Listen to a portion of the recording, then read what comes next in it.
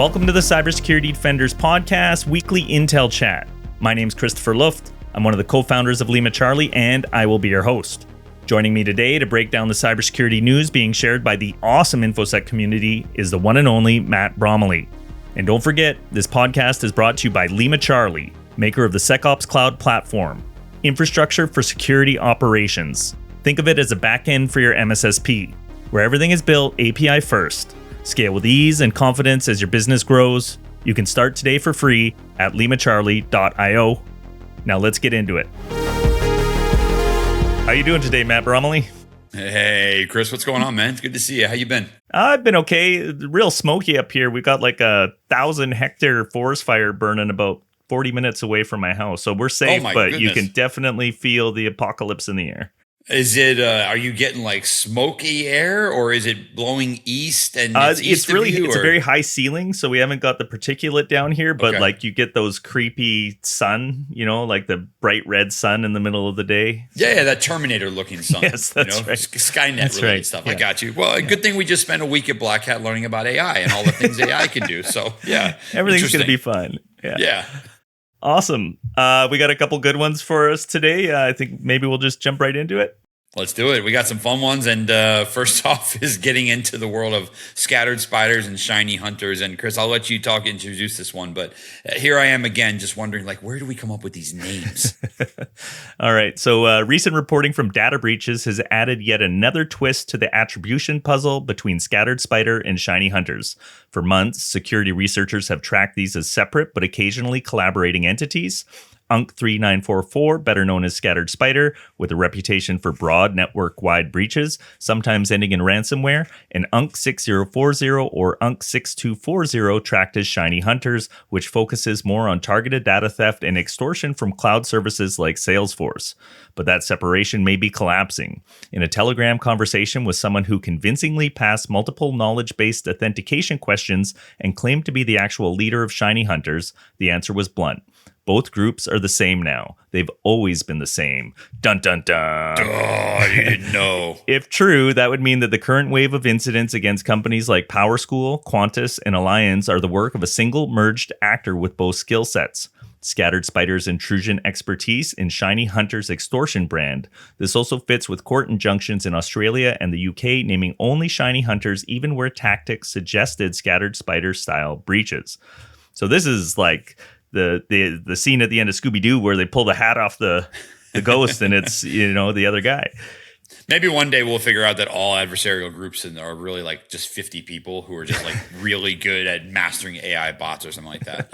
Hey, Chris, I think this is actually fairly expected. I mean, the role of professional CTI firms is to try and collapse groups the best that they can.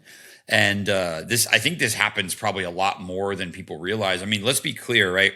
Reference in the article here, there is a reference to an UNC number of 6240. And I just want folks to realize, these are numerical incremental, things. This isn't randomly pulled out of port numbers or, malware names or something like that.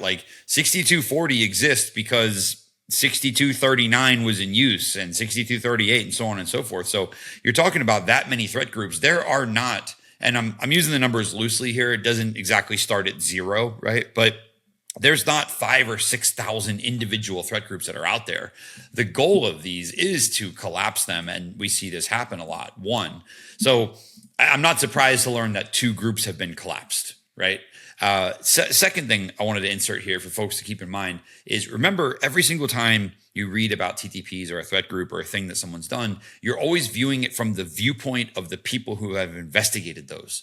Unless you're sitting behind the keyboard of the adversary or with the adversary, you are likely generating this intel from an incident response or from SOC alerts or malware analysis or something like that. So you're looking at a reactionary situation with a very limited scope, because as an adversary, I might have 20 tools inside of my toolkit, in my arsenal, if you will. And then for this one particular breach, I only needed to use 5 of them.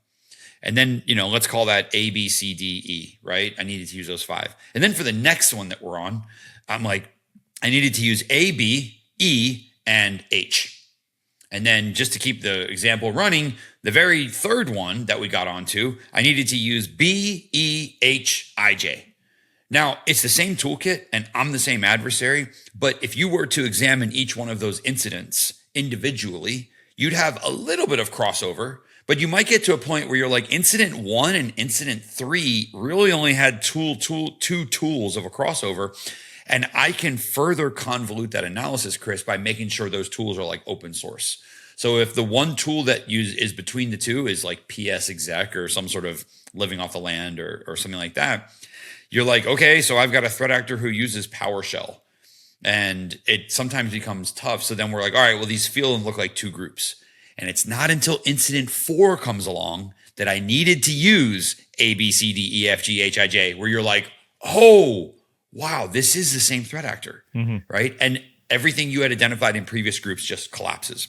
Yeah. The third thing I want to bring up here for folks, because this one triggers a lot of like CTI-based analysis in it here, not necessarily also individual kind of perspectives. Also keeping in mind that when we're looking at these like types of groups and some of their advanced capabilities and stuff like that, we also have to take in mind where the groups excel and what perspective or what visibility you have when you're assigning that. So you called this out directly here.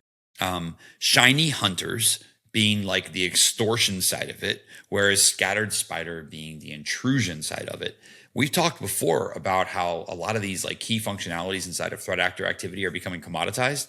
It wouldn't surprise me that the experts in extortion are getting their, and I'm using experts like subjectively here, the experts are getting their own nomenclature or their own classifier versus the initial access guys.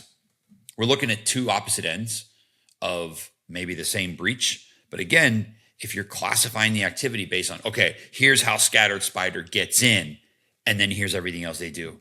Here's how ShinyHunters extorts with all this activity before it. It's pretty easy to just combine those together and be like, you know what? We're actually writing chapters of the same book here. So now all of this is me assuming and predicating that the secret Telegram conversation with the individual who passed multiple knowledge-based authentication questions. I don't know what that is, by the way. Yeah. I'm assuming whoever was having this conversation with this person over Telegram knows something that's not in the public. Yeah. Right? This is like that old like Law and Order thing. Yeah, where they keep something like, out of the press. Yeah. We didn't tell anyone there was a lighter in their pocket. How did he know that? And it's like, there's the murderer. Yeah. Right? So it's like, cool. So you're hiding intel so you can validate that a person belongs to ShinyHunters or something like that. I don't know. But anyways, yeah, I find this one to be very CTI driven. Kind of looking through this here, the real part that you're going to talk about next is an arrest that was made by the French authorities. That is like, wait a second. If these are all the same groups and the same people, who did France arrest? Yeah, that's a big question. Who did they arrest, right? French authorities have said they detained the leader of ShinyHunters, but the person speaking to data breaches, if genuine, which, his knowledge, claims to be free and operating online, and says the arrested individual is just an associate akin to their earlier arrest of Sebastian Reault, or Sezo, who is not a key player. The lawyer representing the detainee also maintains his client is not the group's leader. So kind of funny to put yourself in the crosshairs like that if you don't need to. Chris, you know what I thought of when this happened? This is going to be an older, I don't know how many people are going to get this reference, but I'm just going to drop this one because it was around. Do you remember that movie Fast and Furious Tokyo Drift? I have to say I have not seen that one, but you're aware of the Fast and Furious. I know you're aware of the franchise.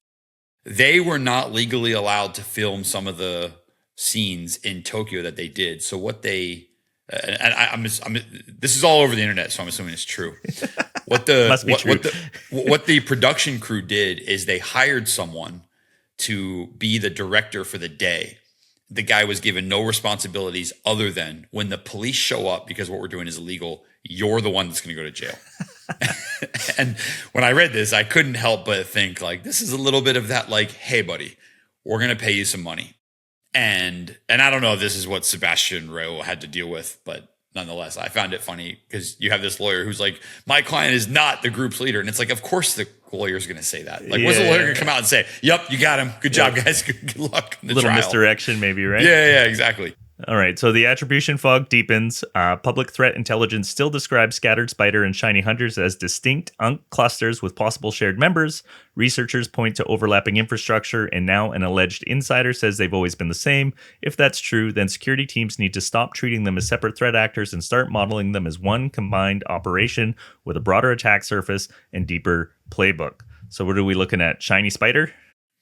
Shiny spider hunters. I don't know. There's all sorts of things in here. They do post an update that actually came out this morning as a result of this too, where they talk about, and what if I'm reading this correctly, I think it's something along the lines of like, of course you went and posted our content up there. So here we go. Another episode of Fed Breach Forums, which I think just goes to show like we were having a conversation and now I'm reading a blog post where you posted the things that we said. So doesn't make everyone happy when you read it. And regardless, I'm happy to see him get this kind of attention because these guys are dangerous, and I would love to see the day when they all get taken down.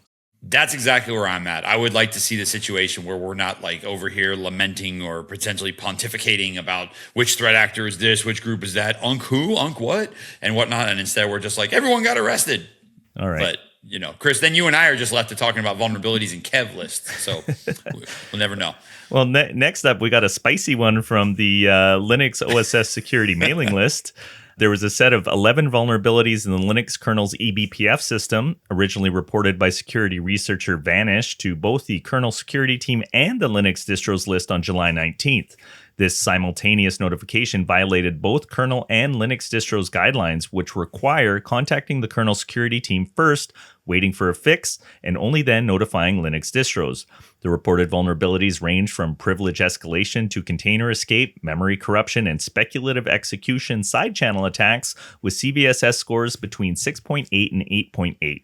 They affect multiple architectures, x86, ARM64, RISC-V, and PowerPC, and kernel versions from 5.4 to 6.6, with proof-of-concept exploits achieving up to a 95% success rate. So yeah, bad stuff to be out there without security patches in place.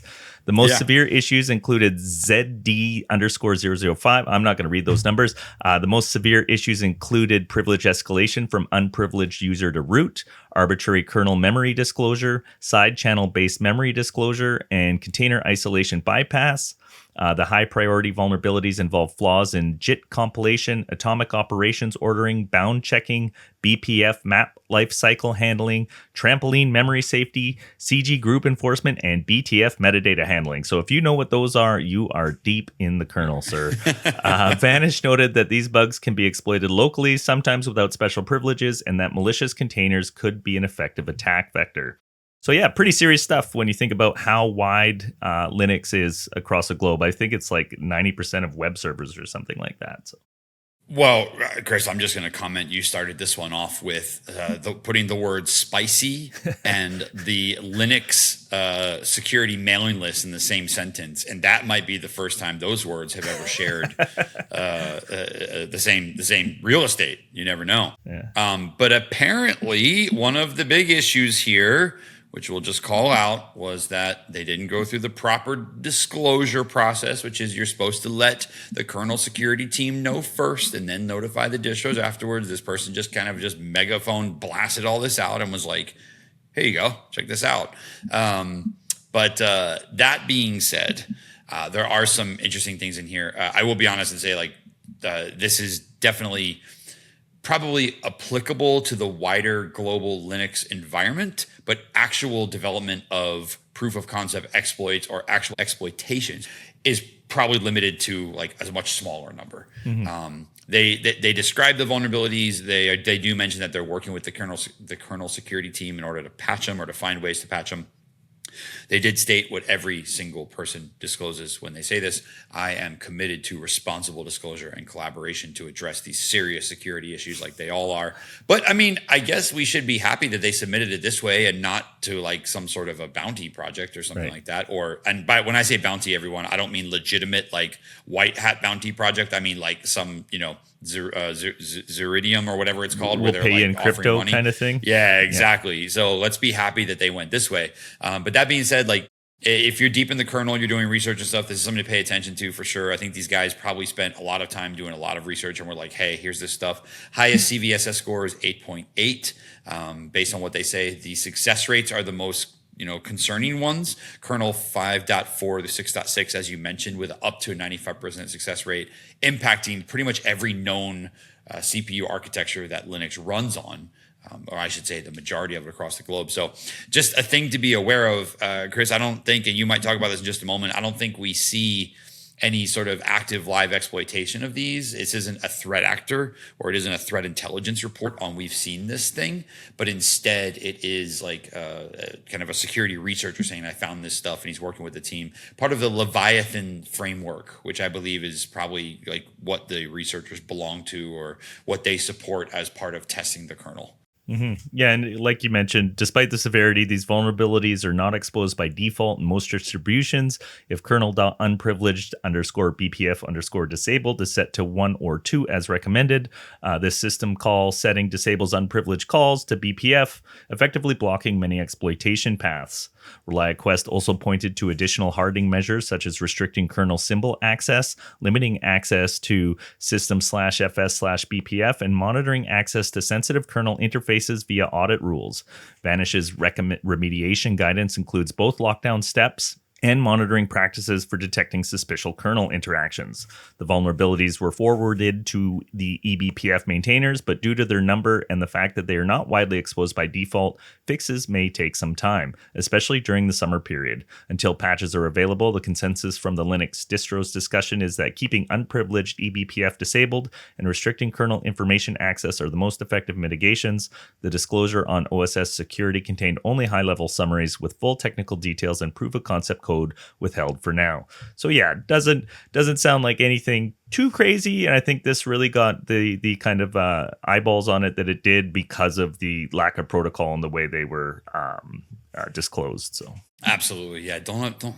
I mean, I don't know. I've never had to deal with this multi-stage disclosure process. I feel like you should disclose to the security community or the security kernel security or whatever, and then let them kind of handle it from there on out. Yep. But I don't know. I mean, Chris, one thing we don't know is maybe this guy did submit and never heard anything back. Yeah. And then was like, all right, well, I'm just going to go stand on a soapbox because no one's paying attention. Or he's out for the internet points.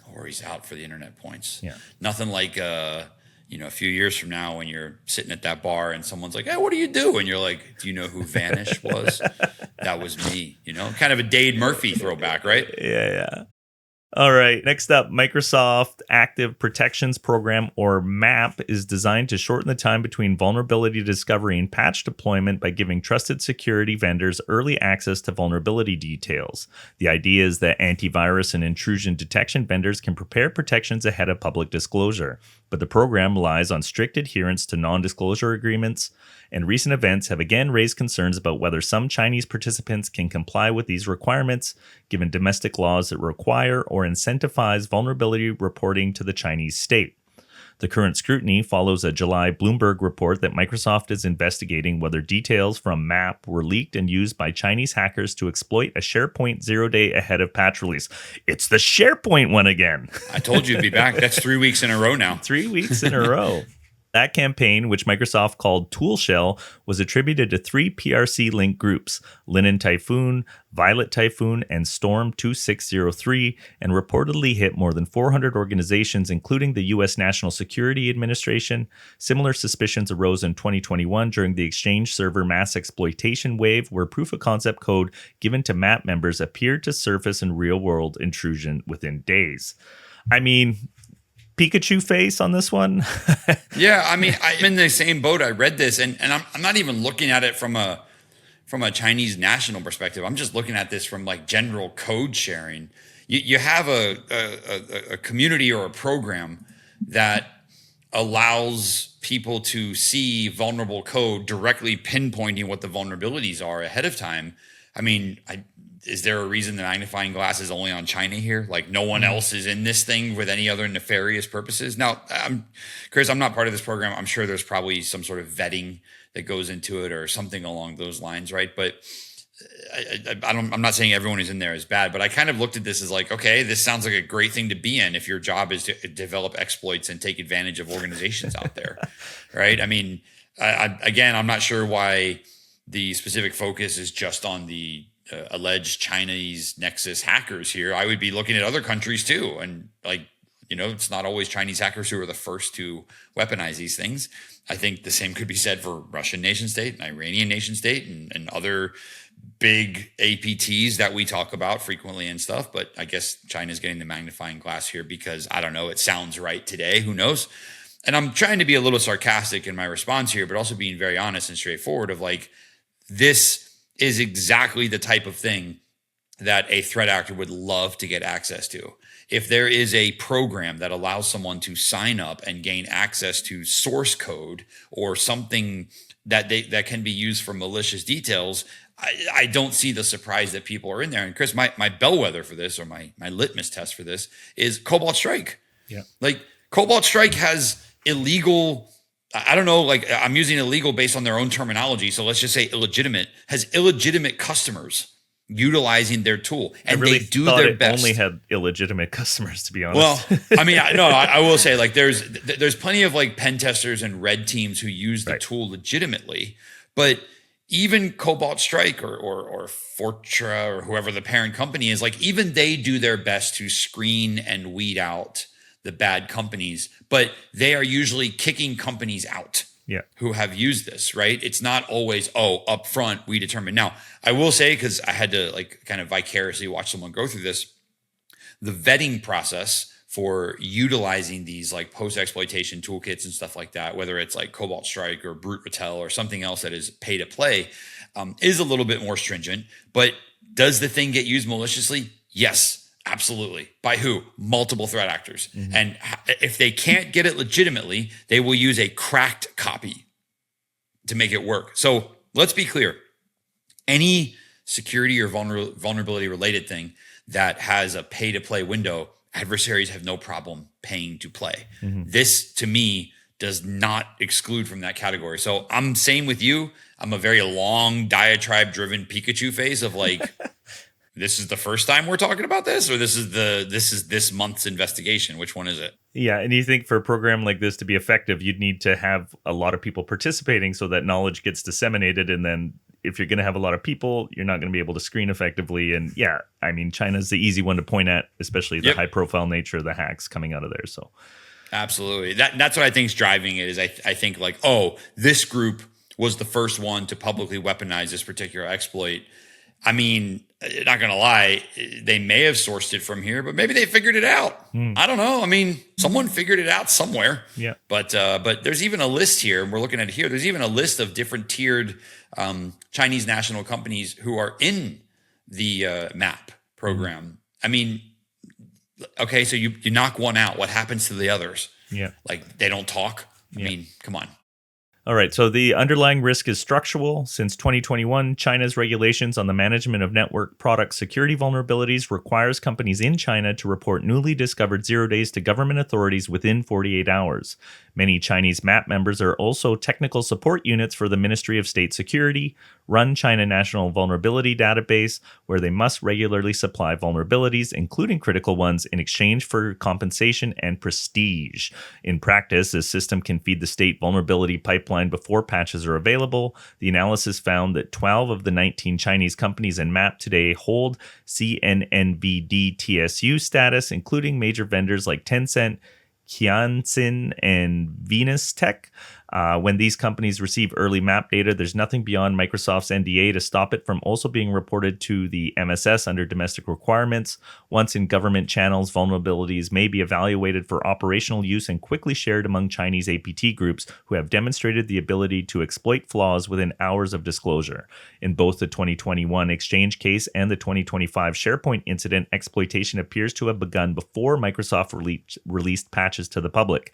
Given this pattern and the conflicting legal obligations, the report suggests Microsoft should consider suspending PRC-based MAPP members until a PRC government investigation can confirm NDA compliance. This would address the misalignment between MAPP's defensive intent and China's centralized state incentivized vulnerability disclosure ecosystem. So, I mean, even if they do that, and China wants this, you don't even have to pay somebody 10 grand to get that information. You know, it's... Yeah. And I also I find it a little bit I don't know, ironic, tongue in cheek to say like, it's a requirement that companies disclose vulnerabilities to government authorities within this time. And I was like, that's where most of these critical vulnerabilities have originated from in the past. Like, it's been a government funded organization, an intelligence apparatus, or a third party thing that's been hired to find these. I mean, I don't know, Chris, some of this, again, Pikachu face, perfect example. Some of this is just like, okay, duh. And then other parts of it are like, this is not different from the way a lot of other countries work. Yeah. And I just kind of want to call out, like, we're looking at the article here. It talks about some of the companies that are listed and then the CNNVD TSU status. Just as a quick check for everyone here, the CNNVD status. So under this framework, firms voluntarily partner with CNNVD, which if we go back and look, and I want to make sure everyone understands, how the different tiers and the different TSUs work and everything like that. There's 3 tiers, and it depends on the number of novel vulnerabilities that have been submitted and things like that. So even within the ranks of these groups and these companies, there's even different tiers of just how much they do and stuff like that. So I just want to point out, there is a hierarchy here. It is built around kind of responsible disclosure and trying to get folks to disclose stuff correctly. But yeah, when you have a government intelligence apparatus in the middle of any submission unit whatsoever, they catch a wind of something. I mean, if it's a useful tool to them, they're going to use it. And again, I'm not saying it's right.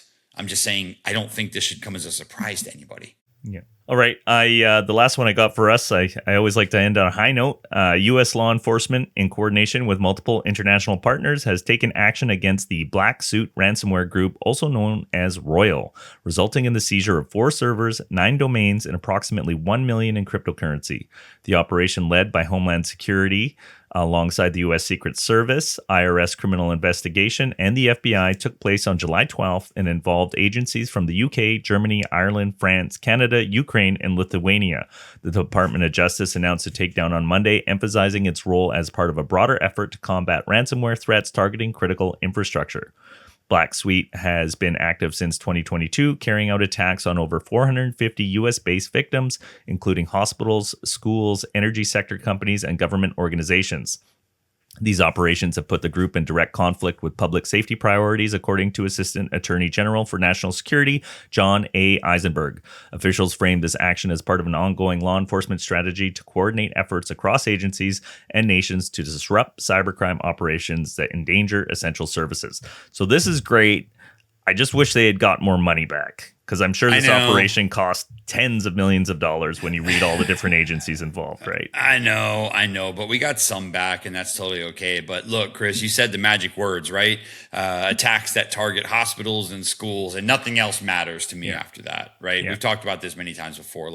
Get out of here. Just go away. You don't belong here.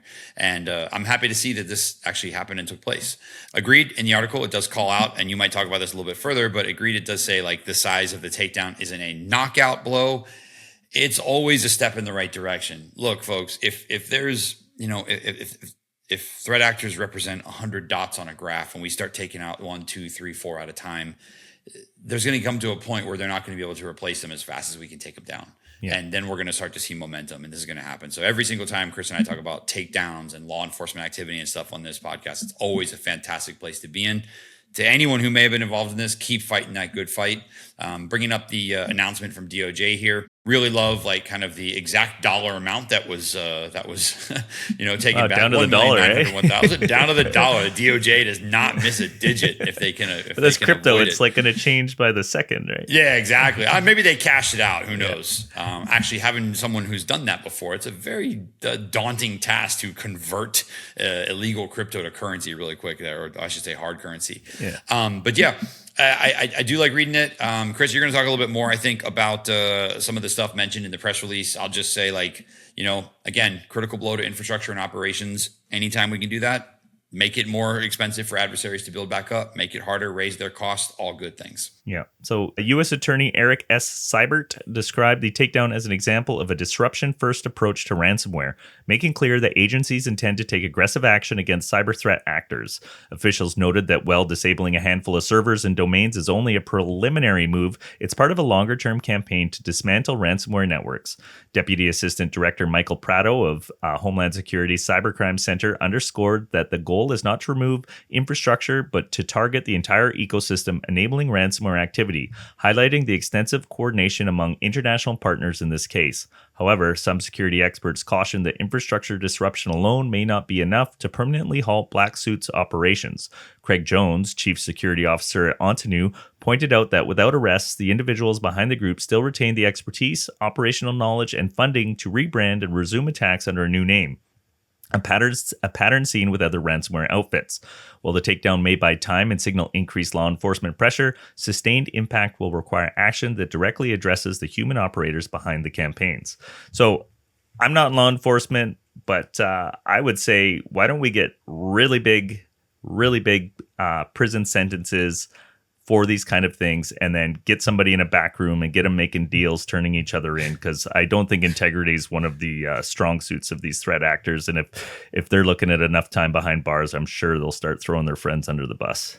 I'd hope, but that assumes, Chris, they can be captured. And as we've seen before, like hiding out in a non-extradition country, or I should say a country with non-extradition friendliness with the United States, or treaties or whatever the term is, and then just paying the police to protect you is actually a strategy that works pretty well for some of them and stuff like that. I think there's a combined thing, though. I'm not like totally negating what you said. I think a combined law enforcement approach with, quite frankly, like I think some increased or codified cybersecurity regulations, and I'm not like trying to lean on the government for this kind of stuff, but I will say a lot of times when we talk about these essential services, and I'm reading through it here, right? Healthcare, critical manufacturing, public health, commercial facilities, and stuff like that. Chris, a lot of times when we're talking about these breaches, we're talking about subpar security. Yeah. And I would look at it as a two-pronged problem. Definitely put the pressure on the adversary, and definitely put the pressure on them doing what they're doing. But to be honest, and I'm going to use a kinetic example here, sometimes requiring bars go on the windows deters a double-digit percentage of criminals from smashing the window and breaking in. Sure. And I'm just saying, like, sometimes the two-pronged approach is, not just police crackdown in the neighborhood, but also we're going to raise the minimum standard of security, and then we're going to help people get there as well. And by no means do I want anyone to be like, all right, all schools need this, that, and that, and you need to pay for it. Like, have a program that actually helps. And you know what?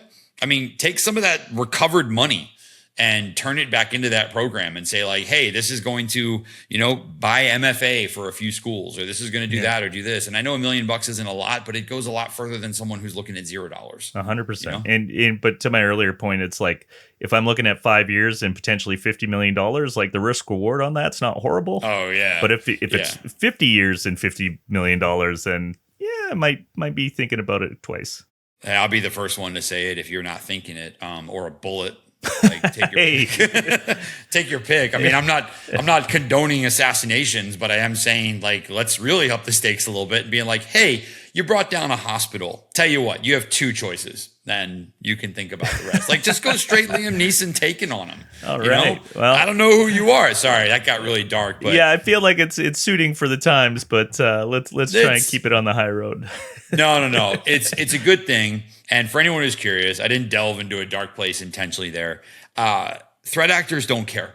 Threat actors, they're not maintaining the same morality that we would expect to see. Because let me be clear, it takes a lot of automated processes in place for you to ransom a school or a hospital, and it takes a lot of like I don't cares for you to actually get there. And of course, I went to the extreme of like, enact a Hollywood movie to really put the pressure on these guys. Yeah. Obviously, that's illegal and shouldn't be done. I'm not condoning murder whatsoever.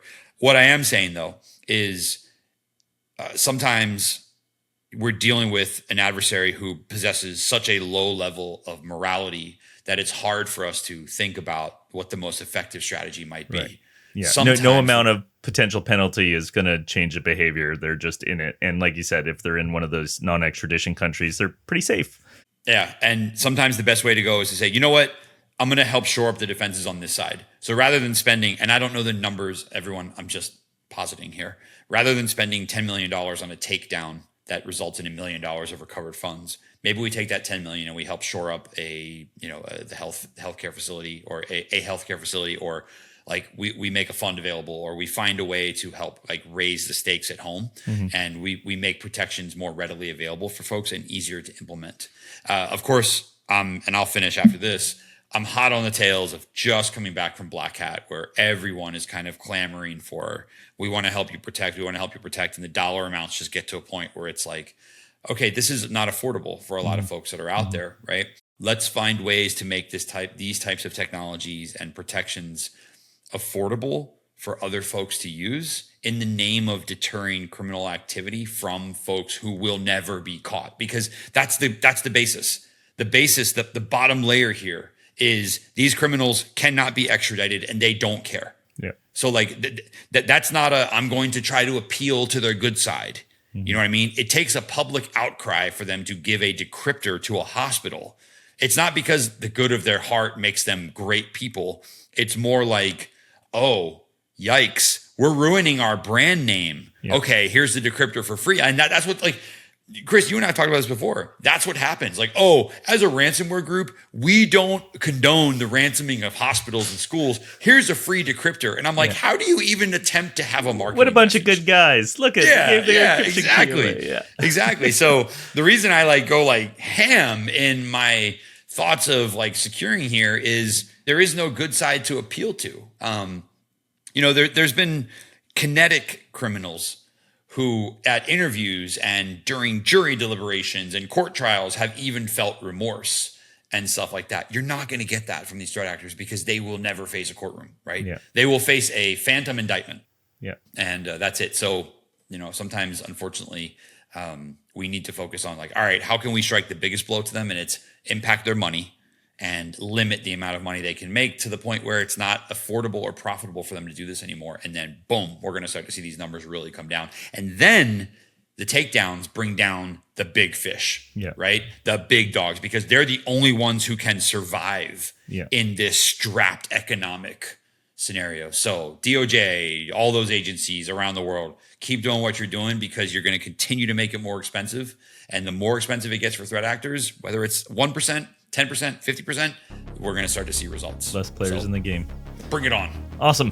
Okay, Matt, thanks again. Episode like 240 now. Let's keep going. Love it, man. Yeah. Always a good time, Chris. Appreciate being here with you. All right. Take care, sir. See ya. And that brings us to the end of another Intel Chat. You can support this show by sharing your favorite episodes with a friend, or subscribing and giving us a rating, or leaving a comment on your chosen podcast platform. If you want to be part of the conversation and access the intel we talk about in real time, you can join our community forum at community.limacharlie.io. Thanks for listening in, and we'll see you on the next one. The Cybersecurity Defenders Podcast is hosted and produced by Christopher Luft. The show is co-produced and edited by Sam Blake with graphics by Amr Al-Khatib. Sponsored by LimaCharlie, scalable infrastructure for your security services. Visit limacharlie.io to get started for free.